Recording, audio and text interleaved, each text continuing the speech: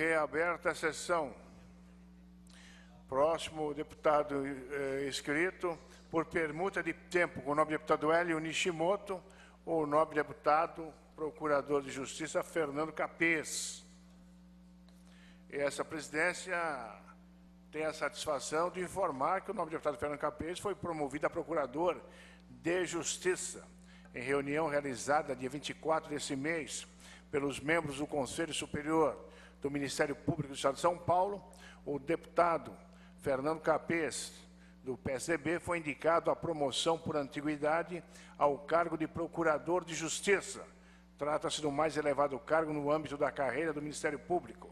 A indicação foi publicada no Diário Oficial desta quinta-feira, dia 26/3. Essa presidência quer cumprimentar pessoalmente o nobre deputado Fernando Capês e agora Procurador de Justiça do Estado de São Paulo. Nossos cumprimentos. Vossa Excelência está com a palavra.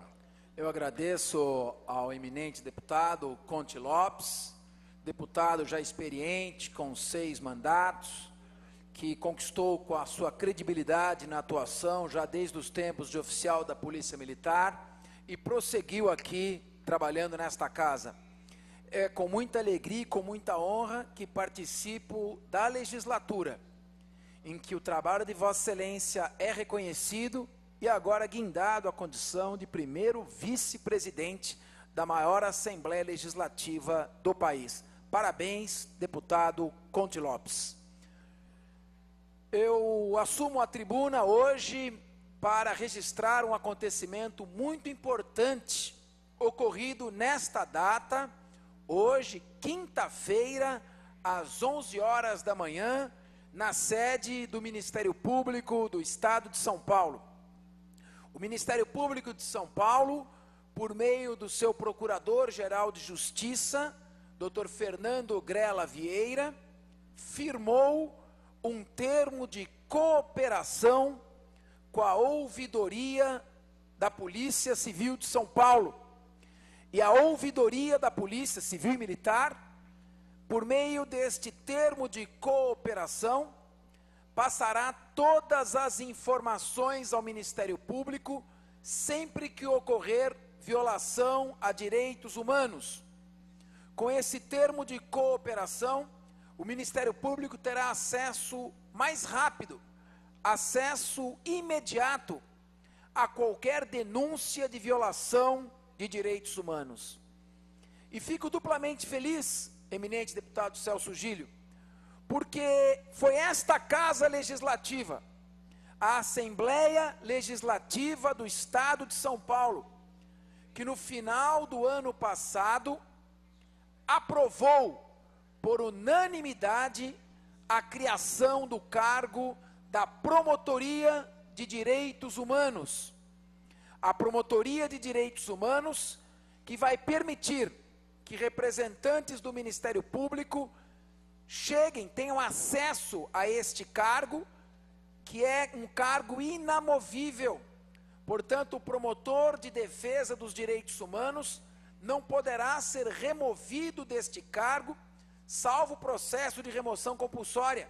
Ele tem a garantia da inamovibilidade para a proteção dos direitos humanos, podendo, na sua atuação, investir contra quaisquer órgãos públicos, quaisquer dos poderes da República, sempre tendo por objetivo a proteção dos direitos humanos. O Ministério Público, é certo, já vinha fazendo esta atuação protetiva dos direitos humanos, deputado Zé Cândido, já há muito tempo. Na década de 70, notabilizaram-se promotores do júri, dentre eles, Dr. Hélio Bicudo, no processamento de integrantes do Esquadrão da Morte, do então Esquadrão da Morte, que ficou mundialmente famoso, chegou a ser inclusive citado num filme do Dirty Harry, Harry Callahan, o personagem policial durão, e ele se referia a um Esquadrão da Morte que atuava nos idos 73, que tinha ficado muito famoso no Brasil. Diversos promotores do Ministério Público atuando no júri defendiam os interesses, os direitos humanos, processando aqueles que integravam então o Esquadrão da Morte. Na década de 80, e aí eu já então promotor de justiça, atuante no Tribunal do Júri, pude também participar. O Ministério Público processava diversos justiceiros, pessoas que chamavam para si a tarefa de justiçamento, eram juízes e executores ao mesmo tempo, e o Ministério Público atuava diligentemente no júri. Já na década de 90, o promotor José Carlos Blatt notabilizou-se por uma atuação no incidente da favela naval. E em muitas outras áreas o Ministério Público já vinha atuando na proteção dos direitos humanos, seja na proteção dos idosos, dos portadores de deficiência, dos hipossuficientes por qualquer meio, daqueles que se viam atingidos no seu direito como consumidor, enfim. Só que agora, por Assembleia Legislativa do Estado de São Paulo, terá aprovado por lei a criação do cargo da Promotoria de Defesa dos Direitos Humanos. Esta atuação será uma atuação agora especializada. Ela vai se processar quer no âmbito criminal, quer no âmbito da tutela do interesse difuso. E este termo de cooperação, que hoje foi assinado entre o Ministério Público e a Ouvidoria da Polícia do Estado de São Paulo, permitirá o acesso da instituição mais rápido a todas as notícias que chegarem a esta ouvidoria. Já houve, num passado recente, o Procurador-Geral de Justiça, na época, era o Dr. Luiz Antônio Guimarães Marrei, hoje Secretário de Estado da Justiça, em que o Ministério Público realizou diversas audiências públicas na região da periferia, colhendo informações de práticas abusivas. E é muito importante esse dado que eu fiz questão de ver registrado. A Assembleia Legislativa tem sim inúmeros projetos em tramitação demasiadamente importantes. É claro que, como membro participante desta Assembleia, ao ver a notícia veiculada nos jornais da existência de 67 diretores, eu também tomei um susto. Eu acordei olhando a reportagem dos meios jornalísticos e fiquei intrigado, assustado.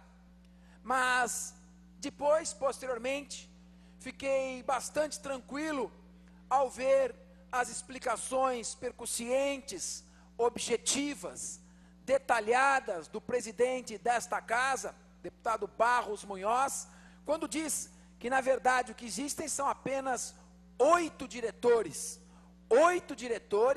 para cuidar de toda esta estrutura, que corresponde a 2% do orçamento do Estado. Fiquei tranquilo ao ouvir a informação de que a Assembleia gasta R$1 bilhão por ano a menos do que poderia. Portanto, o orçamento está bem aquém do permitido pela Lei de Responsabilidade Fiscal. E fico feliz quando vejo que esta Casa Legislativa aprova projetos importantes, como o da criação da Promotoria de Defesa dos Direitos Humanos, permitindo, com a celebração do convênio nesta data, que o Ministério Público tenha ainda maior agilidade na atuação protetiva dos direitos, principalmente das pessoas menos favorecidas, aquelas que, por estarem distantes do círculo do poder, aquelas que, por residirem em regiões periféricas, longínquas, onde muitas vezes o Estado não chega, e não chega de modo eficiente, tenham no Ministério Público um braço confiável para a proteção dos seus direitos. E esta promotoria é integrada por promotores que, por ter se tornado um cargo, são promotores inamovíveis, que têm ampla liberdade para atuar, não sofrendo qualquer tipo de ingerência, nem mesmo do procurador-geral, nem mesmo do chefe da instituição, porque eles têm a garantia da inamovibilidade. Esta é uma notícia, deputado Zé Cândido, alvissareira, sem dúvida alguma. E nós temos que continuar nos esforçando. Esta Casa Legislativa precisa mostrar à sociedade que ela aprova projetos importantes, que coisas interessantes e relevantes estão acontecendo aqui, que o seu corpo de funcionários é altamente qualificado, mais de 90% tem acesso mediante concurso público. Isso tudo tem que ser levado ao conhecimento. Nós estamos participando hoje, atualmente, como relator de uma CPI importantíssima. É a Comissão Parlamentar de Inquérito, que investiga fraudes praticadas por seguradoras em detrimento dos segurados. Estamos avançando na investigação, estamos levantando a existência de desmanches clandestinos que adquirem muitas vezes em leilões realizados carcaças por um valor inexplicavelmente alto e usam estas carcaças para esquentar peças oriundas do roubo de veículos, do furto e roubo de veículos. E a CPI está colhendo informações importantes que vai permitir que se chegue, por meio de uma atuação do Ministério Público, da polícia, a estes desmanches, que muitos deles atuam clandestinamente, se alimentando da receptação de veículos.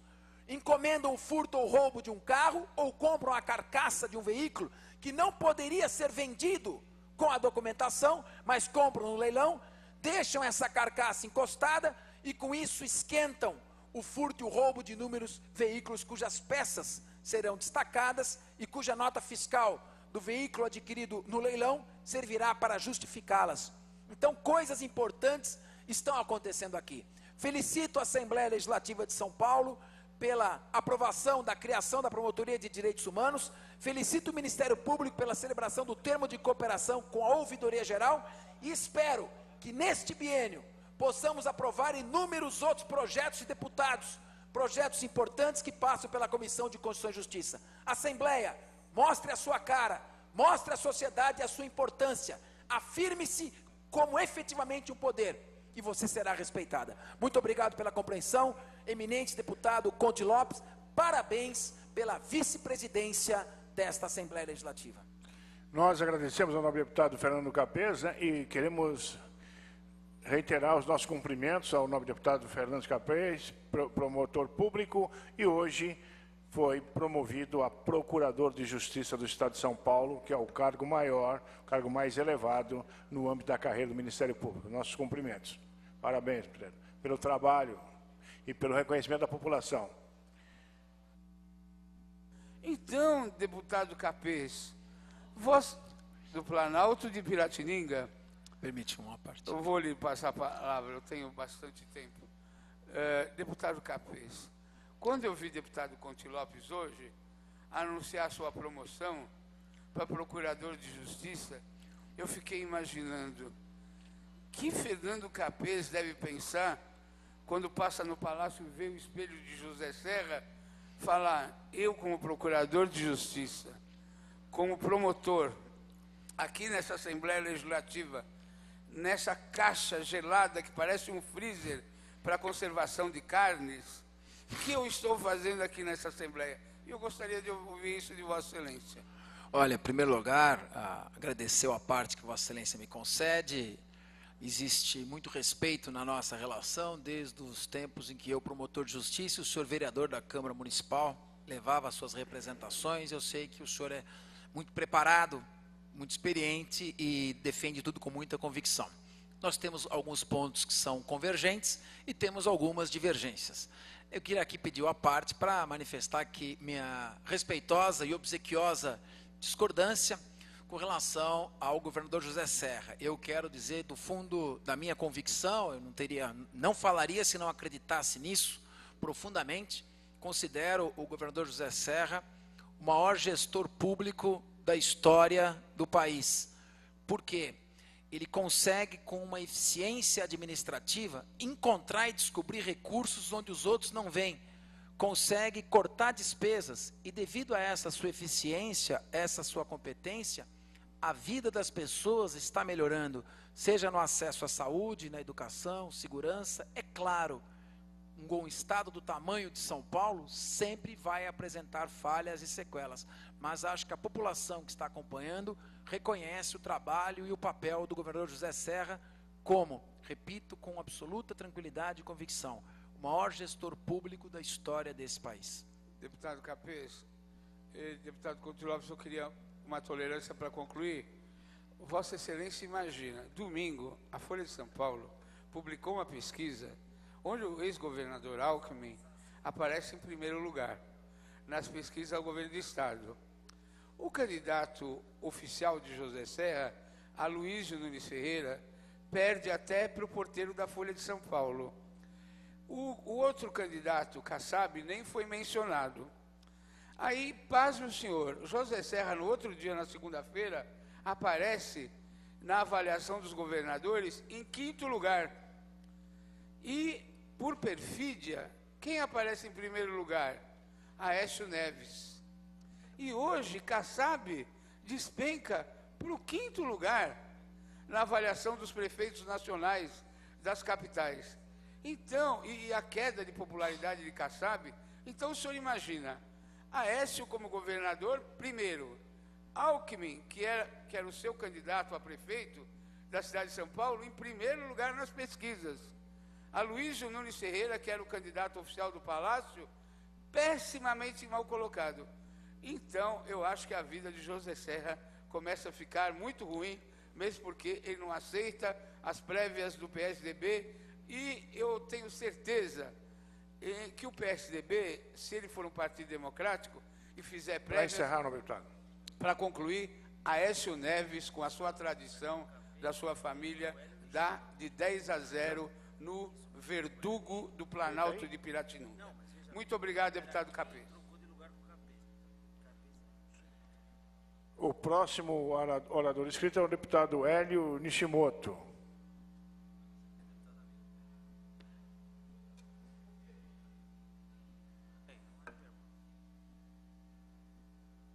Com a palavra, o nobre deputado... Ele não pode usar a palavra? O próximo deputado... O Capês já usou a vez dele. Do Nishimoto. O próximo deputado inscrito aqui na relação, Vossa Excelência, eu não entendi aí, um acordo aí com todas as lideranças em plenário. Pela ordem. Pela ordem, deputado Fernando Estou Carpês. sendo informado pela nossa ilustre assessoria que houve uma permuta minha com o deputado Hélio Nishimoto e eu usaria da palavra agora sem querer cortar o deputado Raul Martins, apenas seguindo o regimento aqui. Mas não sou Raul, não. O Marcos Martins, desculpe. Estamos sempre juntos, né? Então, quem vai fazer uso da tribuna, o nobre deputado Fernando Capês e permuta com o deputado Hélio Nishimoto.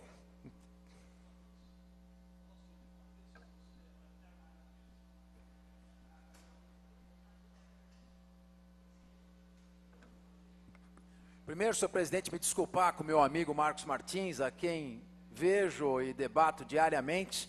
Desculpe ter feito esse equívoco, viu? Nosso querido deputado que eu tão bem conheço. Mas eu retorno aqui à tribuna, eu acho que o debate é da essência da atividade política.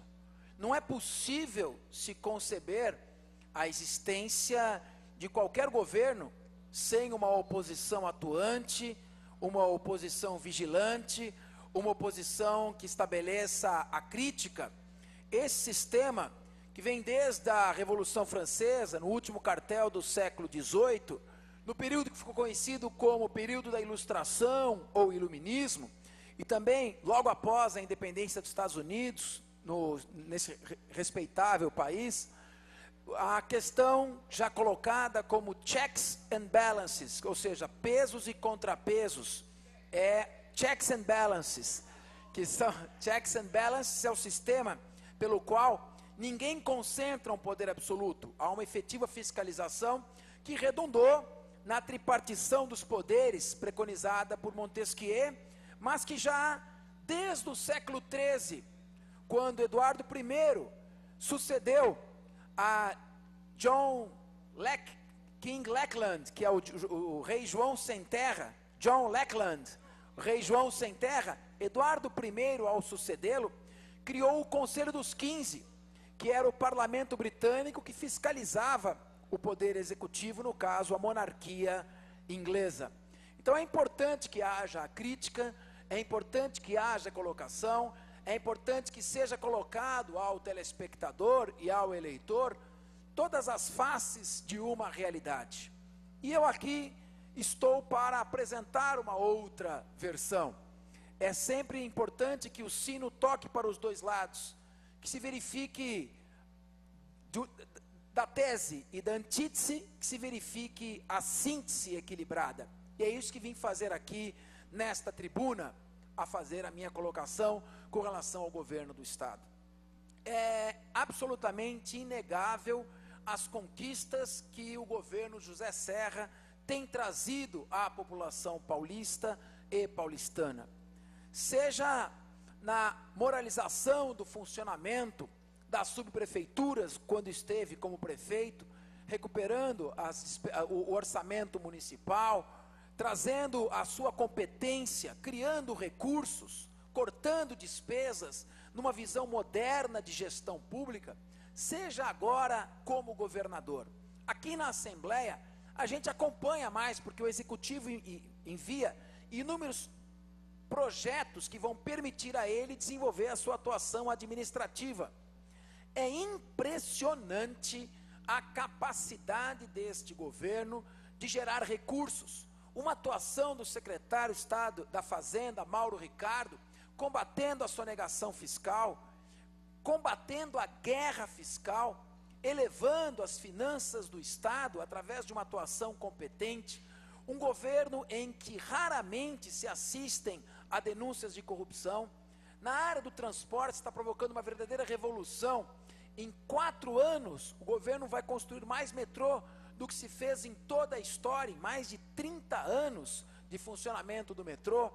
É um governo que está efetivamente atuando. É claro, se nós compararmos a avaliação de governo de um estado de Minas Gerais com o estado de São Paulo, já lhe darei a parte, deputado Adriano Diogo, já lhe darei a parte, se nós compararmos o estado de Minas Gerais com o estado de São Paulo, um estado onde há muito mais polêmica, onde as forças de poder se contrastam de maneira muito mais efetiva, onde há uma exigência maior, porque os problemas são muito maiores.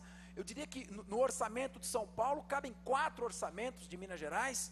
É um estado muito mais complexo, muito mais difícil de ser avaliado. É evidente que a avaliação, porque os problemas macroeconômicos, como os que o mundo enfrenta hoje, o Brasil particularmente também, acabam desaguando também na economia de São Paulo. E isto reflete na avaliação do governo, não há dúvida alguma.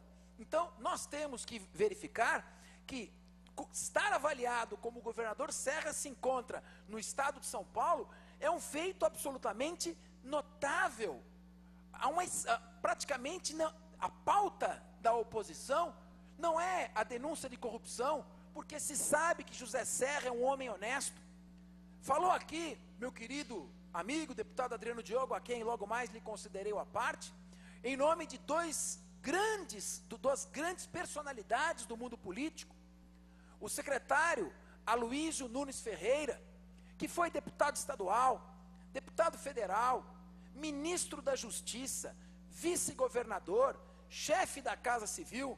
Eu lembro quando o secretário Aloísio, então vice-governador, se candidatou juntamente com o governador Fleury a uma vaga de governador do estado de São Paulo, o então procurador de justiça, Luiz Antônio Fleury Filho, tinha menos de 4% das intenções de voto, e acabou derrotando o candidato Paulo Maluf, que no primeiro turno teve quase a totalidade dos 50% de votos, e acabou se elegendo. Aloísio Nunes Ferreira, um dos homens mais preparados do país.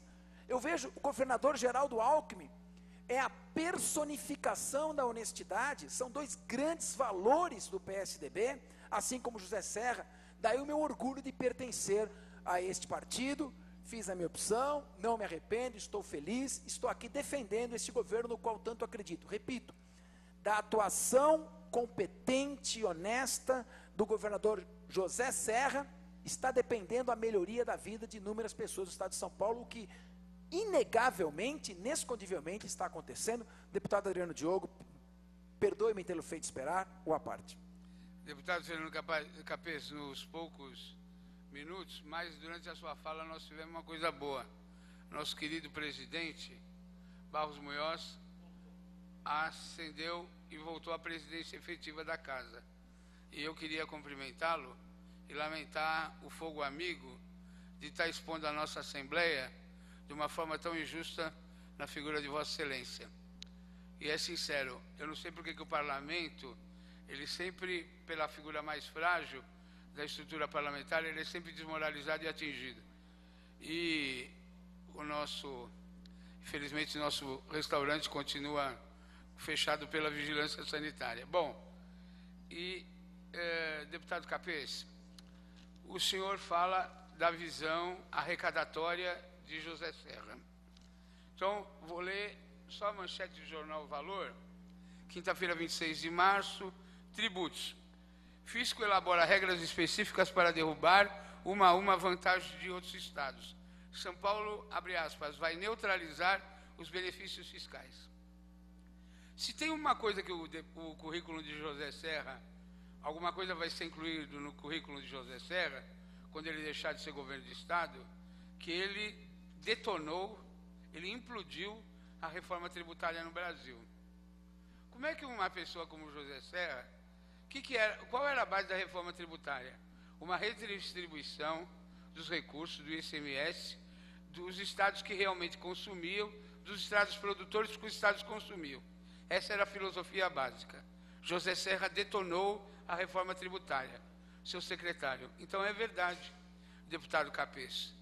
É o estado que mais arrecada, mais violento. Eu vou falar 3 minutos e aí o senhor conclui. Conforme o senhor falou 4 minutos e meio. Mas eu não vou falar porque eu quero, eu só vou concluir o raciocínio.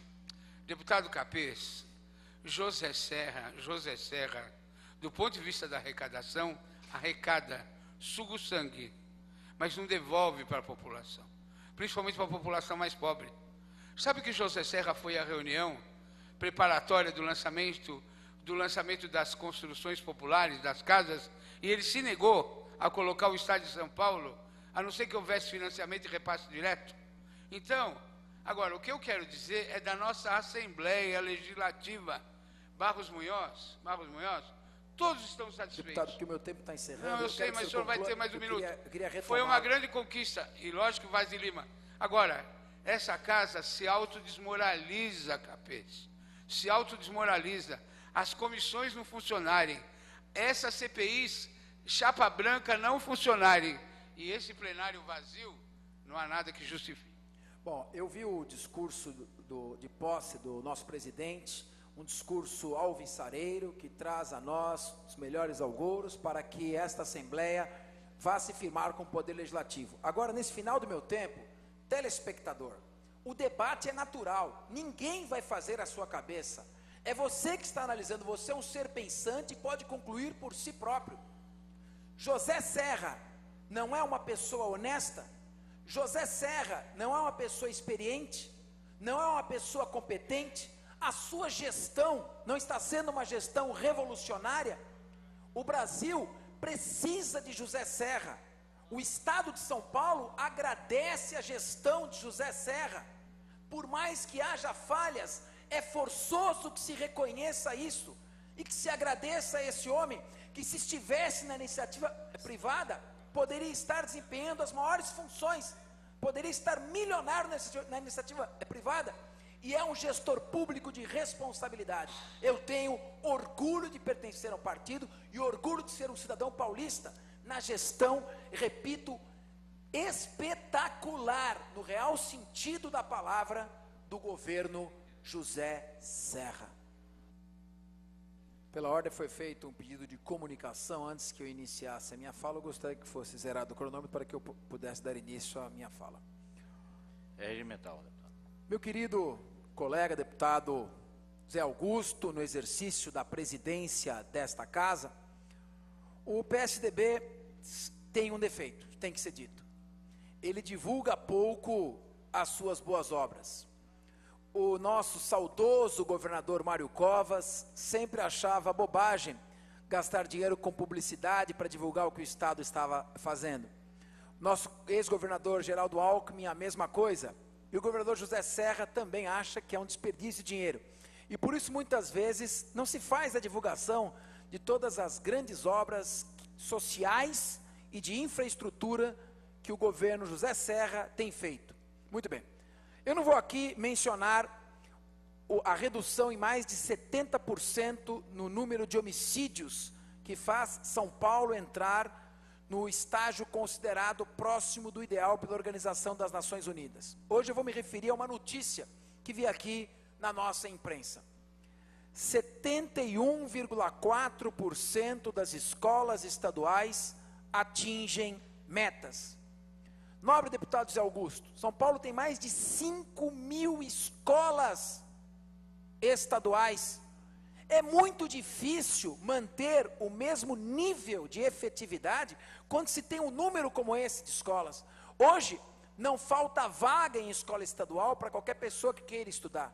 O grande debate é sobre a qualidade, a melhoria do ensino público, para dar às pessoas que frequentam escolas públicas as mesmas oportunidades daquelas que têm o privilégio de frequentar escolas caras particulares. Veja só, deputado Zé Augusto, veja só, nosso telespectador. A Secretaria de Estado da Educação anunciou, nesta última quarta-feira, 18 de março, o Índice de Desenvolvimento da Educação de São Paulo, IDESP, de 2008. Pela primeira vez é possível a comparação do indicador entre 2 anos, 2007 e 2008. O resultado mostra que 71,4% das escolas atingiram alguma ou todas as metas. No total, mais de 80%, 80,8% das escolas estaduais na gestão José Serra evoluíram. O IDESP estipula ano a ano metas que as escolas estaduais paulistas devem alcançar. Cada uma das 5.183 escolas que pôde ser avaliadas ganhou, já no ano passado, um índice para 2007 e metas a serem alcançadas. Para criar o índice de qualidade, o IDESP, a Secretaria considerou 2 critérios: o principal resultado de desempenho dos alunos no Sistema de Avaliação do Rendimento Escolar no Estado de São Paulo, SARESP, e o fluxo escolar, taxa de aprovação média em cada ciclo, em cada nível de ensino das escolas. A escola tem um IDESP para cada ciclo, ou seja, a escola que tem 3 ciclos, tem 3 índices, 3 metas. Pois bem, das 5.183 escolas avaliadas, 80,8% melhoraram em todos ou em algum dos ciclos que oferece. 71,4% atingiram ou superaram suas metas em algum ou todos os ciclos, e 9,4% evoluíram sem atingir metas. Quando eu digo que o governo José Serra deve ser elogiado pela qualidade de gestão pública, quando eu digo que José Serra é o maior gestor público da história do país, eu estou dizendo isso ancorado em dados efetivos e oficiais. Quando se tem uma atuação honesta, séria, eficiente, comprometida com o interesse público, quando se tem, na pessoa do governador José Serra, um servidor público, no real e semântico sentido da palavra, ou seja, aquele que serve ao público, o que vemos como resultado é a melhoria gradual da qualidade de vida da população. Implementadas todas estas mudanças estruturais, completar o rodoanel, pavimentação de vicinais, recuperação da malha rodoviária do Estado de São Paulo, reconhecidamente a melhor do país, mas disparado, sem nível de comparação. E agora a melhoria da qualidade do ensino médio, do ensino fundamental na escola pública. Isto tem que ser registrado. As coisas, quando são estruturais, quando não são simplesmente um propagandismo de marketing, quando são mudanças enraizadas de estrutura, elas demoram a aparecer. Mas muitas vezes, quando se sobe a escala social de escada e não de elevador, melhorando gradativamente a qualidade e o nível de vida das pessoas, se faz uma escalada com segurança. É por isso que peço a você, telespectador, não se deixe induzir por retórica ou por discurso de quem quer que seja. Vá aos dados, vá aos índices e veja como a sua vida está melhorando. Quando for votar, veja aquilo que vai mudar a sua vida. Parabéns, governador José Serra, e parabéns aos seus secretários pela excelente gestão.